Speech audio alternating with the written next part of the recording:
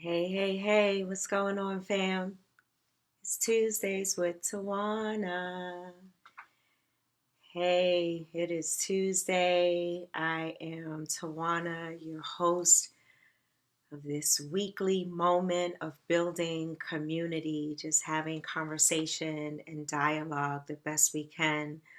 One moment, one story, one experience, one feeling at a time. Good morning, Mother. Always good to see you. Thank you for your prayers and holding me up during these times. I'm so grateful, so grateful. So yeah, we're on part 3 of domestic violence awareness. We are dedicating Tuesdays with Tawana uh, every Tuesday for the month of October to domestic violence awareness. We will have some conversation around breast cancer awareness because I bring my full self to this moment. And how can I not bring my full self without talking about being a survivor and thriver of both domestic violence and breast cancer? Hey, Bobby, good to see you, my friend. So let's get started. Hey, brother. Always good to see you. Thank you for joining me every Tuesday and for your love and support. Cordio is in the building. Thank you, thank you, thank you. Good to see you. Glad you are here to build community. And again, just engage in the comments. I will read your comments, insert your comments and your presence into this narrative because it's not about me just imparting this beautiful wisdom. It is about us engaging in this dialogue so we can stop the violence and end the silence. My whole shirt wouldn't fit in. So when we talk about it, we bring awareness. And when we are aware and cognizant and have a consciousness, then we can face it to fix it. We can put things together to try to fix whatever the challenge is. Hey, Mama Lovey. Always good to see you pop up on my screen. Much love to you. So, uh, let me start by saying yes, this is Breast Cancer Awareness Month. And I just need to name something in this moment before we move on to domestic violence. There are so many different types of cancer that impact the Black diaspora disproportionately.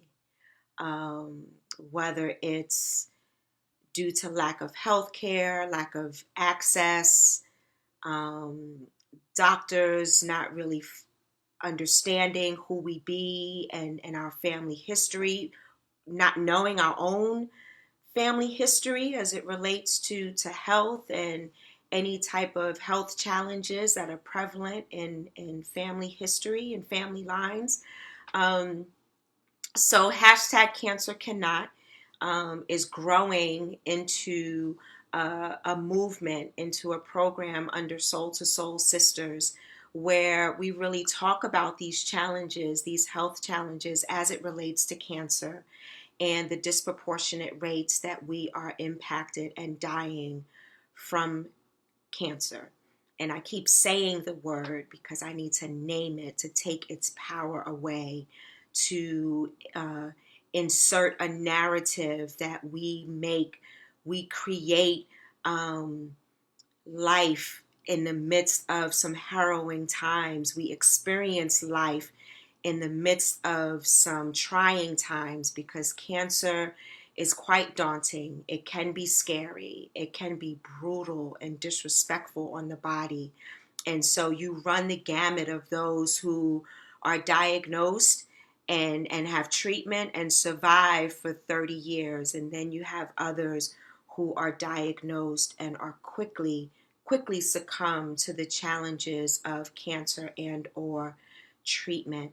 So I just pause um, to honor those who are living in the midst of all of this, family members, friends, caregivers, It's tough. It's really tough.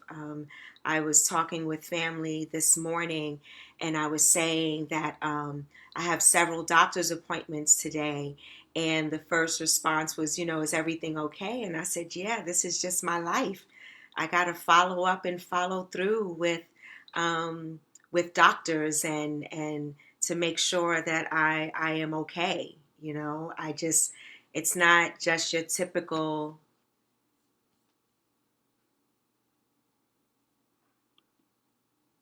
It's not just, do you guys hear me? I just got a message saying that my broadcast stopped. So just give me a thumbs up or something and let me know that you hear me. Hey, Jackie, blessings to you, sister.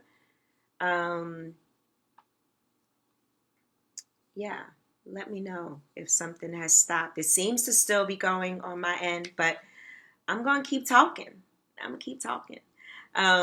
So wherever we are on that spectrum, it is important for us to acknowledge and honor those who are. Okay, awesome. Thank you, Mother Carolyn. Honor those who are dealing with cancer on so many different levels. And we got to talk about it to bring awareness so we can be advocates for ourselves. Oh, okay, it froze for a second. Okay, awesome. I'm glad I'm back. We need to really have these conversations to bring awareness. So that's my PSA for Breast Cancer Awareness Month and Cancer Cannot. Hey, Angela. Good to see you, beloved. So let's talk about. So last week, part two, we talked about, of course, domestic violence. And toward the end of the broadcast, I talked about the possibility of us talking about the perpetrators, right? And I do want to talk about that. And I need to name right now that I am wrestling and struggling with that. And let me tell you why. I'm going to give you an example. So we do racial justice work with Soul to Soul Sisters, right? So we realize that the BIPOC community, Black, Indigenous, people of color, have a role to play in their own healing and dealing with layers of trauma. And then white people have a responsibility to dismantle and deconstruct that which they have built. It is not our responsibility as the BIPOC community. We can insert our narrative, make our voices heard through protest, through voting, through presence, through making sure that organizations and companies are supporting the BIPOC community and leadership. The list goes on and on and on. But it is definitely white people's responsibility to deconstruct and dismantle white privilege and dominant white thought and white supremacy, right? So I want to use a similar example with domestic violence as well. Um, mm. Mama Lovey says, woke up this morning with heavy hearts for victims and survivors of DV, thinking about the pain and darkness that they are facing today. Pray that God will give them just a bit of hope, much love and strength today.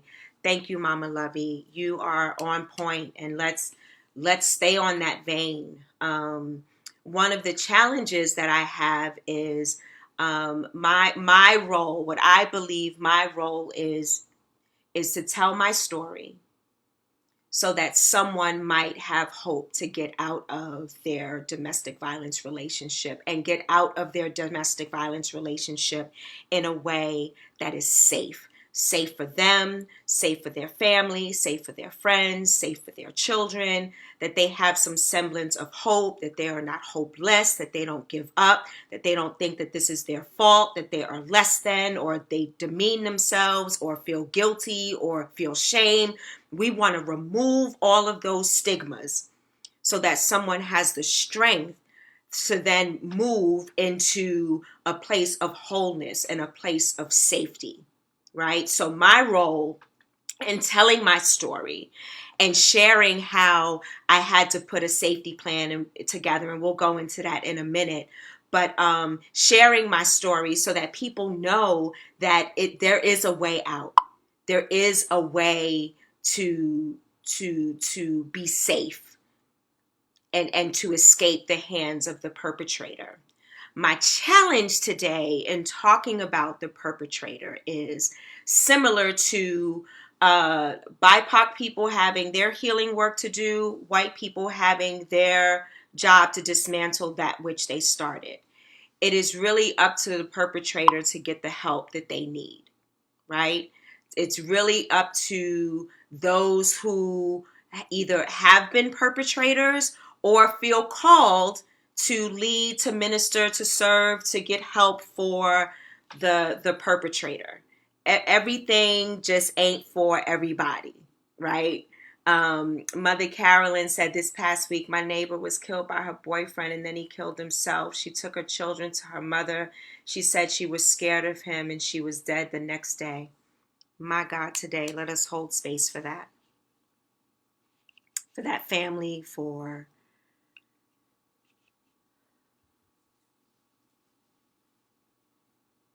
it's real stories, beloveds, real stories.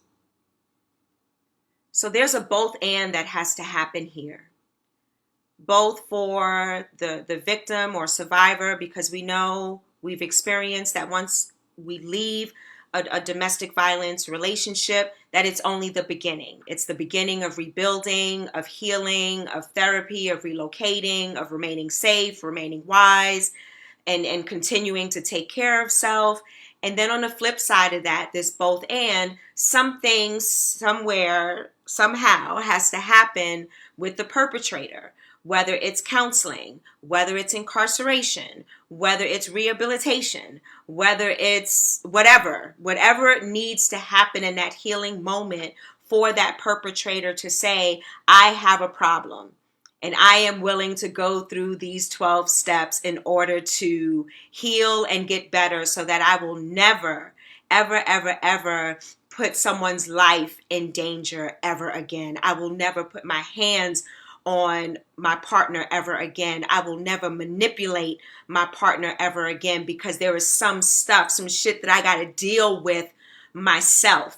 Like my parents, I may have grown up in a home that was riddled with domestic violence. I may have some insecurities and some life experiences that have caused me, not making excuses, but we got to understand what is the intent, what is happening underneath to cause someone to behave in such a violent way that they not only kill their partner, but they kill themselves. How do we then do a both and, right? Last year, I think it was last year when I was still in Denver, Pastor Big T, most of you know Pastor Big T, because we prayed for him in the midst of his COVID journey, and he's healing and home and doing well. He preached both to the victim and the perpetrator. Because as a pastor, there are times we don't really get to pick and choose who we minister to, right? So he preached healing to both the perpetrator and the victim. And I thought that was very, very brave of him to do. Mother Carolyn said, thank you for naming the struggle, to talk about the perpetrator and see them as human. The struggle is real. The struggle is real. So when I left my domestic violence relationship, it took me about a few years before I got to the place of forgiveness, realizing that I never had to lay eyes on him again. I never had to talk to him again, but I had to find that forgiveness for me and in my heart so that I can walk away with a clean heart and a renewed spirit, that I can love again, that I could start the healing process so that it didn't fester in my body and manifest in different ways where I may have taken it out on loved ones or friends or colleagues and coworkers. So I had to do some internal work and some healing for myself, right? So how do we get to a point, or how does one get to a point where the perpetrator receives that healing and has an opportunity to experience transformation and can, right the wrongs and turn from their manipulative ways and become a life giver, and not an abuser or the taker of one's life. And we know, incarceration may not be the answer, but unfortunately it is an answer. um, Incarceration used to have some semblance of rehabilitation in it, where people were able to go to school and receive therapy and come out to be great citizens and blah blah blah. And that's probably for a different podcast outside of this moment. But what happens? How do we then create space for the perpetrator in order to save the lives of victims, and the children and the family members, and the list goes on and on and on, right? And that's a struggle for me. That's a struggle for me because I truly believe that it is a calling that some may have, and it's a both and. Both sides need to be healed in order to end. Because if we focus on one side, then there's an imbalance of energy. There's an imbalance. The equilibrium is not there. It's not a balance like a scale, but there has to be some sort of ebb and flow of equilibrium, and where something rises to a salient moment that needs dire attention, and then something else may rise up that needs dire attention, like if the victim is in danger of losing their lives, or if the perpetrator is having this extreme manic episode, which puts people in danger, and it needs to be addressed right away. So it's a both and that's happening here. And I dare not offer, I wish, as I always say, I wish there was like a 10-step plan to address these things, and there isn't. It's really about experience. It's really about the moment. It's really about honoring human beings, and what will it take to keep folks safe and to keep folk in a space of protection, minimizing the risk. So let's talk about safety plans for a moment. My heart is just going out, Mother, to the neighbor that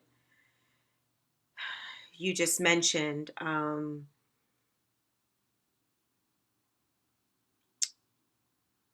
Because there are times when you seem to do all the right things, and it still ends up in tragic results.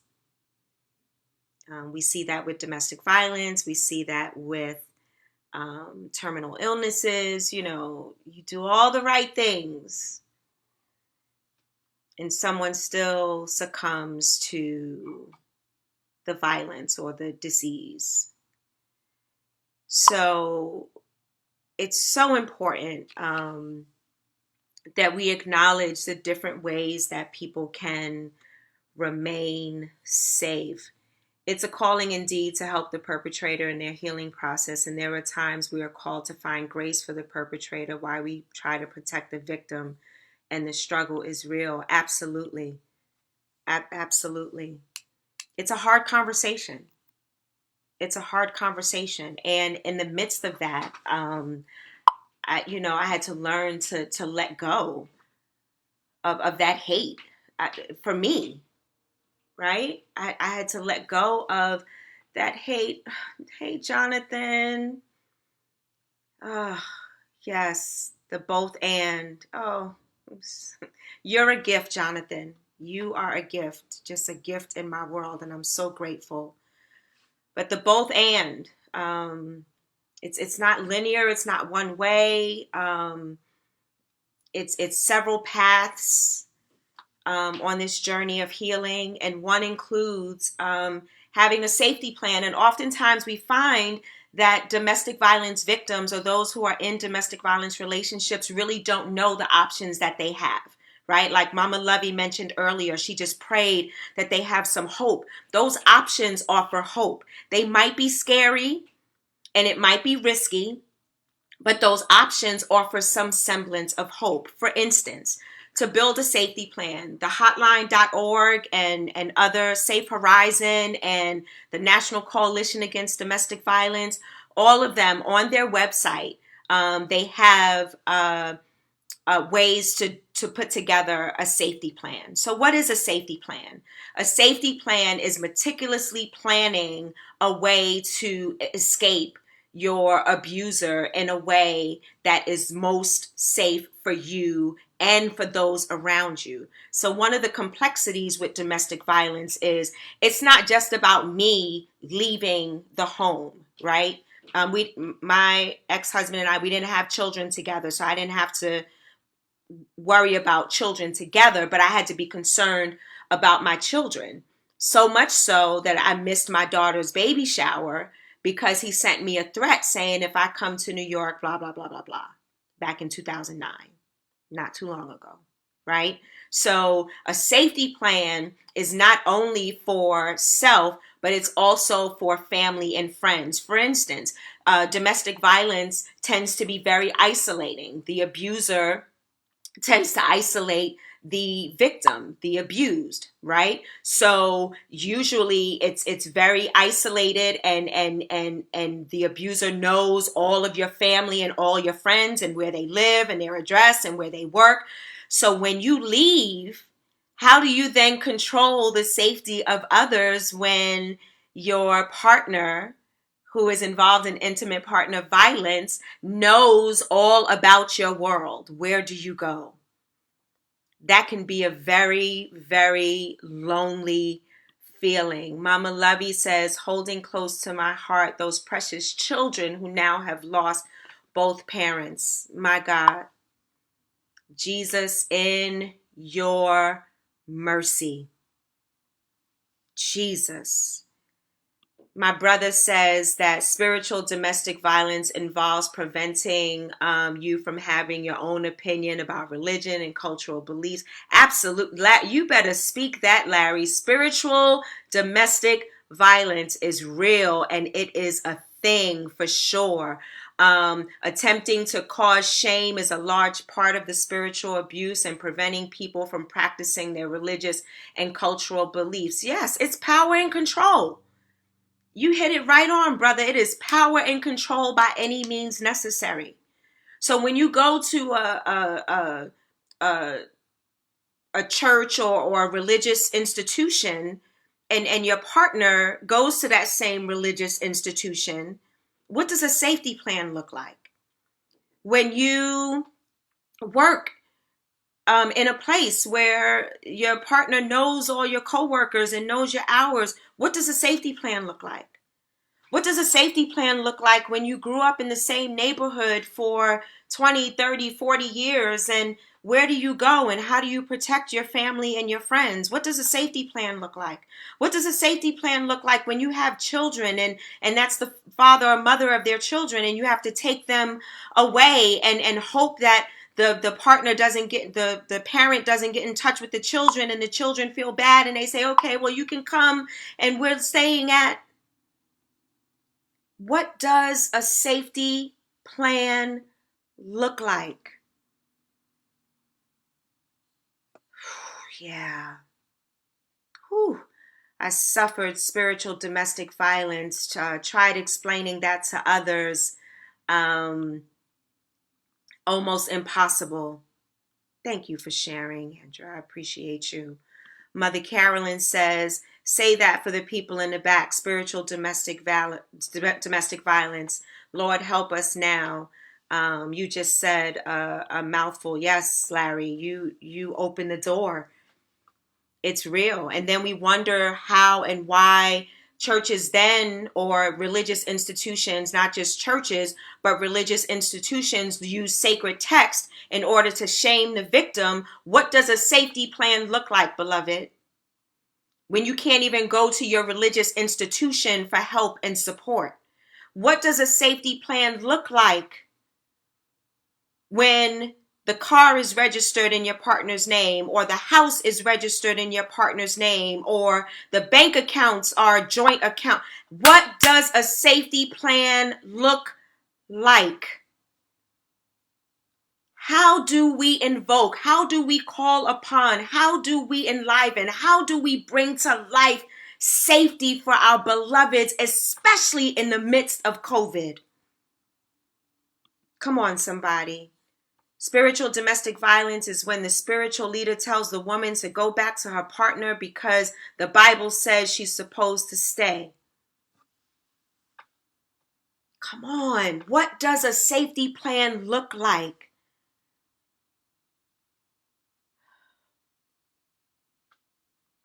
It looks like community. It looks like support. It looks like staying off of social media.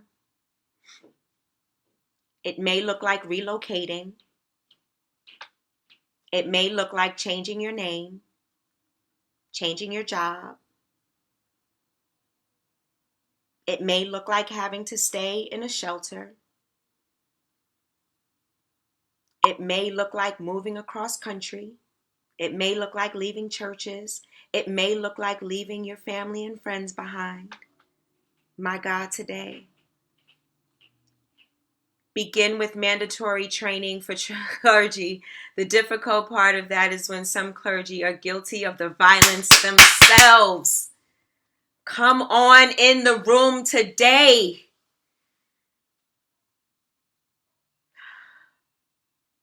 What does a safety plan look like?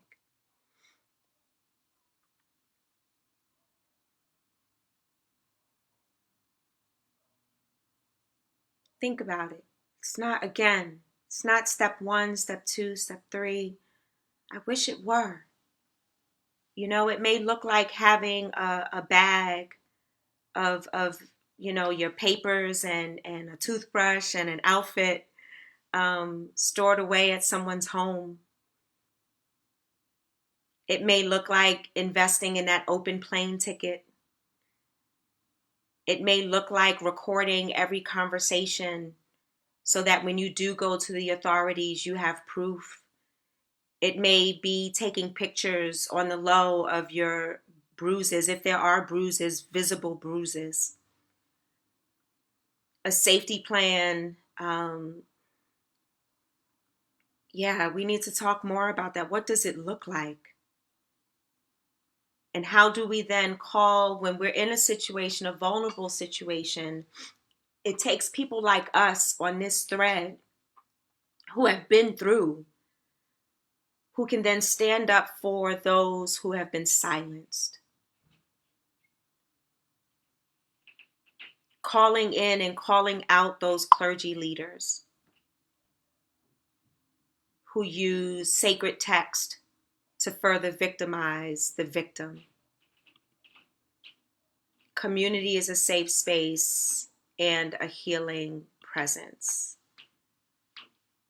So creating that safety plan that includes a community that understands domestic violence and the privacy that is required. Make a friend no one else knows. Make sure they never meet your family or abuser. Listen, all this stuff is so meticulous, right? Yes. Connect with someone who's even a survivor that doesn't know your family or your partner, so that they'll know how to navigate the safety plan to keep you and your beloved safe. And even that is still a risk. Beloved, there's a lot to talk about when we talk about domestic violence. And we talk about the complexities of domestic violence, and we talk about the different types of domestic violence. Remember that even disconnected cell phones still allow you to call 911. That's what saved me, sis. I when we had flip phones, my 9 button, if I held down the 9 button, it called 911 without him even knowing. And then the police came knocking on my door and he was arrested. That's when I lived in Harlem. And that's just the beginning of my journey, right? It's the beginning of my journey. Jonathan says body-based healing practice, walking, movement, nature, flowing streams, trauma touch therapy, time for healing and moving through the body. You know, Jonathan is very just the whole body trauma and dealing with body trauma through movement, through nature, through listening to the water, through letting the sun shine on you, to do all of that in nature. And that is also a part of community. We talk about community not only being human partnerships, but really engaging in community with the trees and how we engage and do all of that and begin the process of healing and that process of hope that Mama Lovey talked about, or Andra talked about, you know, that spiritual, the spiritual base that you need that's not contingent upon what the leader or clergy or pastor is trying to tell you, where you know in your belly that something is just not right, and being able to reach out to resources and folk that can bring you to safety. So 2 things before we close for today. This is our 3rd session. If you missed the first 2 pieces, you can go on to Spotify, you can go on to my YouTube channel and check out the conversations that we've had about domestic violence. This is part 3 or 4 of domestic violence awareness, Tuesdays with Tawana, dedicated to domestic violence awareness. Move away from self-blame, speak life over yourself. Yes, come on. Somebody is watching this. Somebody will be listening to this. Someone needs to hear this from survivors, from advocates, from supporters, from loved ones, from beloveds. Somebody needs to hear this. So we're going to keep reading these comments.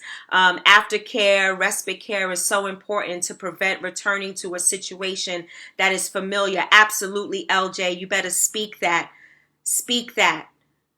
Yes, come on. There are ways that we can instill hope and peace and safety into our beloveds, and especially in the midst of COVID, because we don't get to lay eyes on folk the way we used to. We don't get to feel the energy the way we used to. They're coming to work, and if somebody is in a bad way, we may have been able to notice it before, and now everything, cameras are off, or I'm only showing face for Zoom calls. I put a smile on my face, everything is good, and when I log off, my partner is right there. Who was that on the call? Who was flirting with you? Why was he looking at you like that? What did you do? Something as simple as that.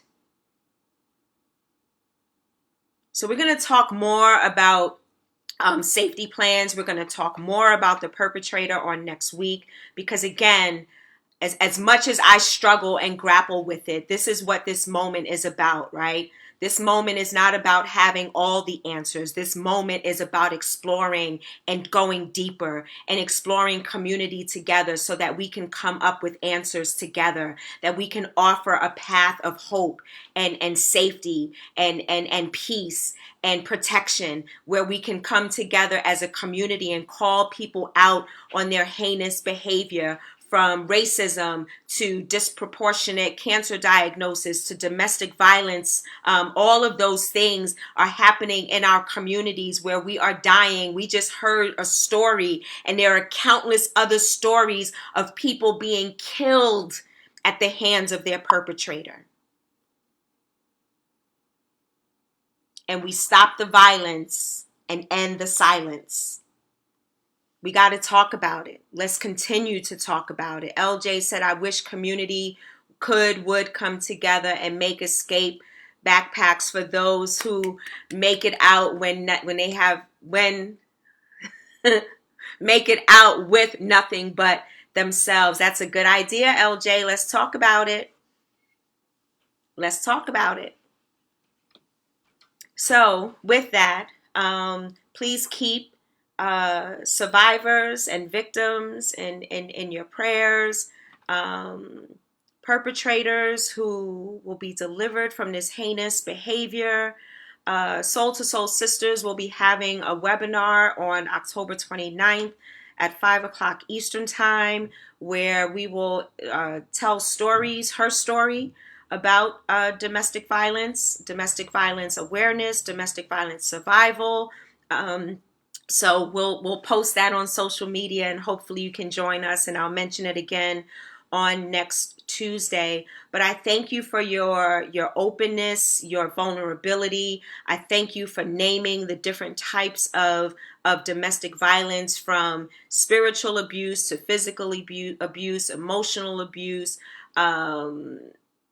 financial abuse, emotional abuse, all of that. We hold space for those who are listening,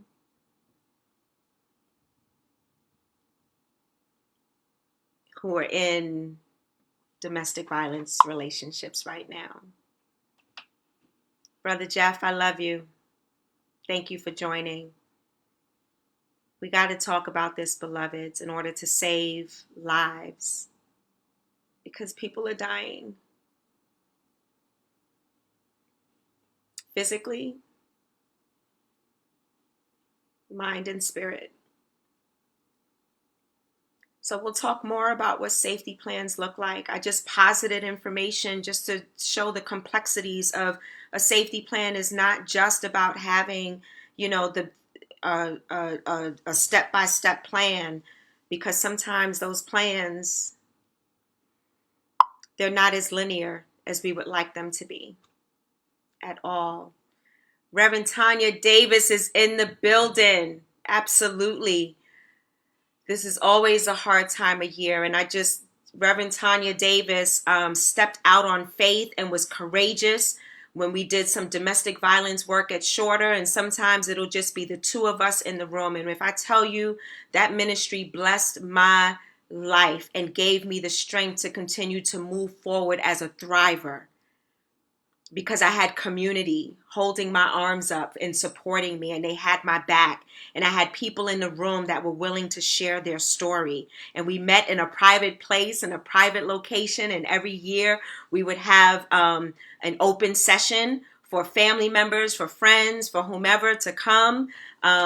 So Reverend Tanya Davis, thank you so much for your courage and for just being a beautiful sister in my world. I'm grateful. Share this. You never know who will be watching this. Share this. The number to the domestic violence hotline is always scrolling across. The website is always scrolling across. Those who are in domestic violence relationships, please be very careful. Clear your history, clear your cache. If you're using a public computer or a shared computer, delete phone numbers if you happen to call the hotline. Those are little things that precautions must be taken in those areas, because the perpetrator is very manipulative and searching and digging and looking for a reason to justify his or her abuse. So be careful, be mindful, breathe. Take a look at the different things that can be done to offer you an opportunity of hope and safety and well-being and escape. So I love you all. I thank you for joining me. I thank you for your comments, for sharing your stories, for sharing the stories of those who can no longer speak, because now their blood cries from the ground, because we need to get justice for them so that they might rest in peace. Much love to all. Thank you again for joining. Thank you for grappling with me.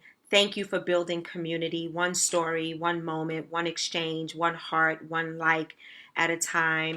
Thank you for your prayers. Thank you for praying for those victims and survivors and perpetrators. Thank you for speaking hope. Thank you for ideas, partnering to get bags for those who need to put together an escape plan. Thank you for calling out faith leaders who are further perpetuating the violence from the home to the church. Mother Carolyn, you are just thank you for being in my world and for journeying with me when I was escaping. And we'll talk a little bit about that next week as well as we talk about a safety plan and close out this segment. But domestic violence is 365 days a year, 24/7. So we got to talk about it outside of October. So hopefully this will plant some seeds for us to do more and to do greater and to bring awareness to such a heinous act that happens to our beloveds. And it's a both and. We need to stop it. We need to stop it. I love all of you dearly. I love you. Thank you for joining. Thank you for not leaving me out here by myself. Thank you for rocking with me. And don't forget, stop the violence, end the silence, domestic violence awareness. Let's go. Let's make it happen, beloveds. I love you. I'm out. Peace.